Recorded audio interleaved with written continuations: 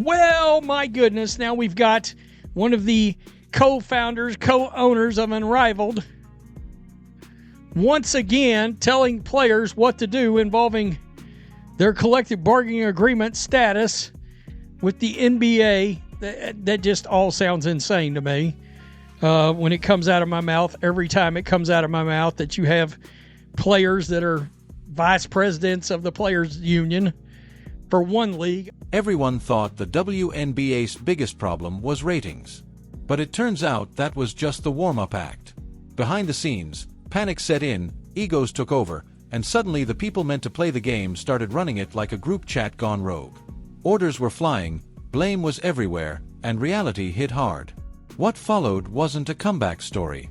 It was a financial faceplant nobody wants to admit happened. Stick around because this story somehow turns empty arenas, rookie stardom, and protest theatrics into a masterclass and how to negotiate yourself into chaos. Strong opinions about the WNBA and about the negotiation that's going on. I'm terribly disappointed that there are people out there that are mistaking that for some sort of macho-ness or some sort of lack of empathy or care for women. Happen to love women more than I love men, so that ain't it. Misogyny? Nope.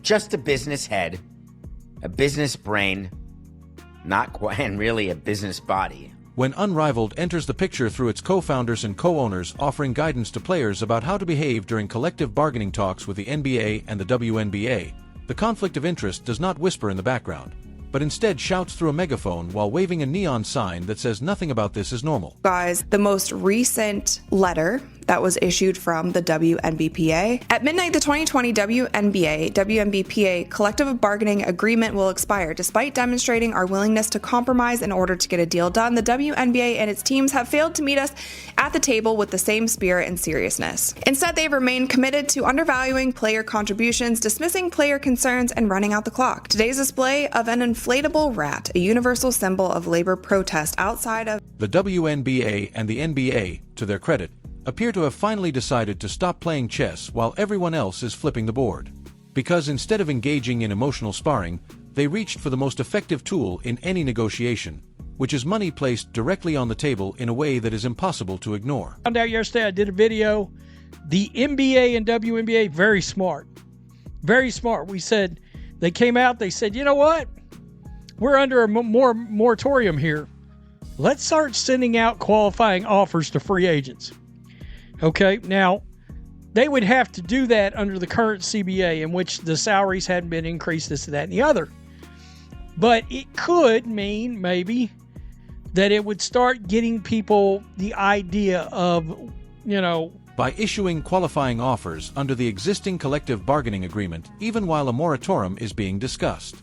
The leagues effectively reminded everyone involved that dollars have weight, gravity, and a way of focusing the mind that no inflatable protest prop ever could. Something about the inflatable rat thing. So I actually got a photo from it. One of you guys shared it with me. It's in New York. The rat here, and it says, tell Kathy Engelbert and Adam Silver to get the CBA done. Without the players, there is no WNBA. Pay equity is not optional. It is earned, it is deserved, it is overdue. I feel like the players have lost sense of reality a little bit, because imagine putting up a rat that a lot of unions do when it comes to... This move did not exist to trick players into signing contracts they did not want because nobody realistically believed that would happen. But it existed to force a mental recalibration away from slogans and back towards salaries. Public opinion, which once leaned heavily toward the idea that players were universally underpaid victims of stingy ownership, has shifted dramatically now that the numbers are visible. Because it turns out sympathy evaporates quickly when fans see that the proposed increases resemble winning a financial lottery rather than negotiating a modest raise. The Players Association has responded by staging demonstrations that feel less like serious labor advocacy and more like an art school assignment that ran out of time, complete with oversized rat props and mobile digital billboards that resemble something you would expect to see advertising discount fireworks on the outskirts of town. We don't really care about the WNBA, but sometimes it's nice to see things crash and burn.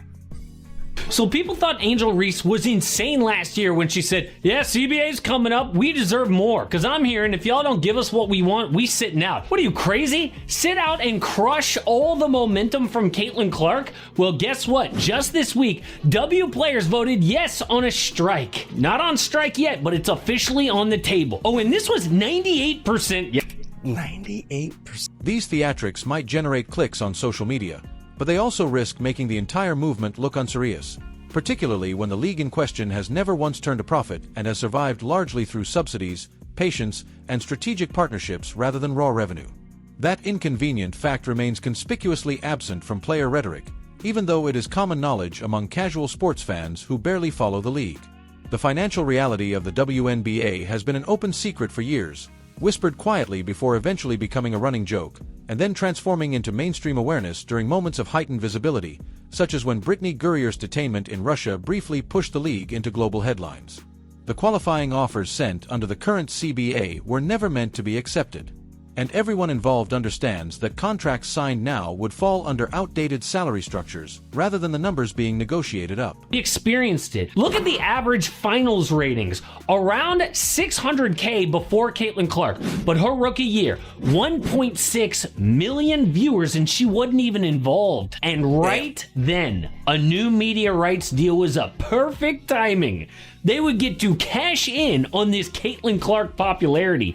So the W signed a $2.2 billion deal to show their game starting in 2026. They also Brianna Stewart, speaking from her position within the Players Association, emphasized a shared understanding among players that signing anything prematurely would undermine their leverage, which is a reasonable stance that nobody disputes. What is far more interesting, however, is how the mere existence of those offers forces players to confront a hypothetical future where financial security is not a distant dream but a readily available option waiting on a signature.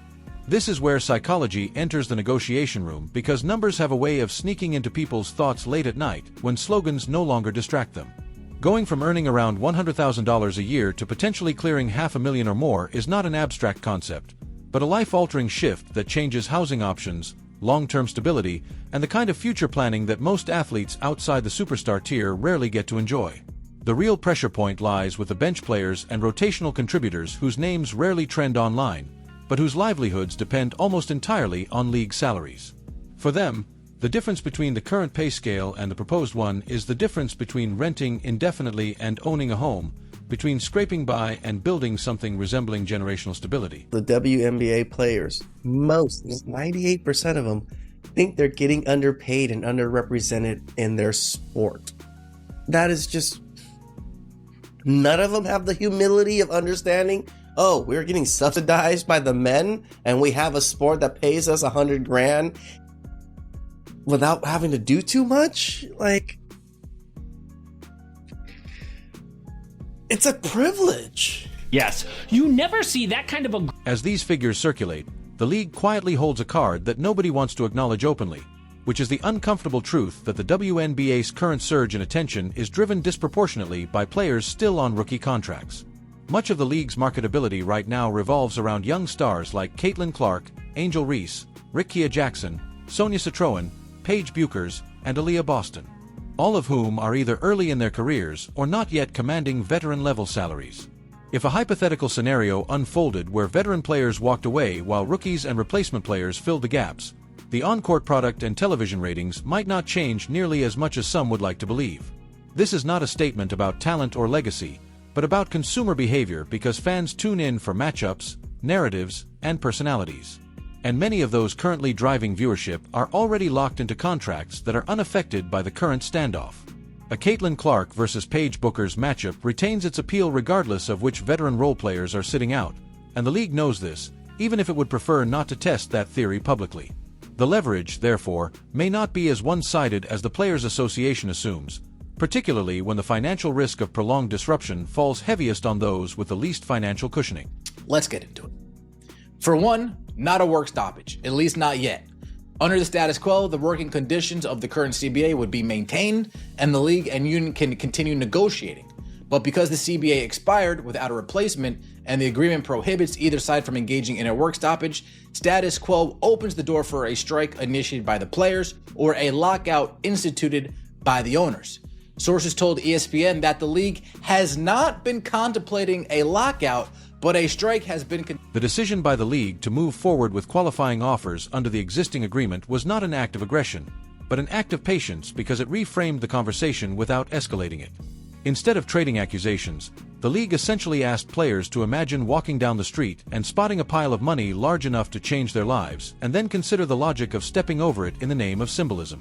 That image is difficult to shake once it takes hold, especially when the alternative is continued uncertainty in a league that already struggles with perception and presentation. Production quality remains another elephant in the room. Because even as salaries and rights are debated, the league's broadcasts sometimes resemble minor league productions rather than a polished professional product. Journalists like Kendra Andrews and Alexa Philippou have outlined the procedural aspects of the moratorium discussions, free agency timelines, and core designations, framing the situation as a complex negotiation rather than a simple standoff. The reporting underscores that this is not chaos, but calculated maneuvering, even if the optics suggest otherwise. The league understands that players will not sign under the current CBA, but it also understands that introducing money into the mental equation shifts priorities in ways that speeches never will. Nafisa Collier at this unrivaled event in the middle of the WNBA All-Star weekend, what percentage they wanted, and we now finally found out what that was. It seems like this is getting contentious, but I guess to you, what's the percentage that you think gets this deal done? Oh, I don't think Adam Silver has any interest in pegging it to a percentage at all. And Adam Silver addressed the media during the League Cup final in Vegas and said that he'll get involved if they want him to. But here's the surprise. He's been involved. What makes the entire saga feel absurd is the emotional tone that has crept into what should be a straightforward business discussion, because labor negotiations rarely benefit from personal vendettas or symbolic gestures divorced from financial reality. When players frame the dispute as a reckoning for past grievances rather than a negotiation for future stability, it becomes difficult for owners or fans to take the demand seriously, especially when the league's financial history offers little evidence that such resentment aligns with economic facts. The notion that the WNBA could simply pause operations for weeks or months without consequence ignores how fragile momentum can be in a league still fighting for consistent mainstream relevance. Every delayed game, every stalled season plan, and every unresolved contract chips away at credibility, making it harder to convince casual fans that this is a must-watch product rather than a curiosity.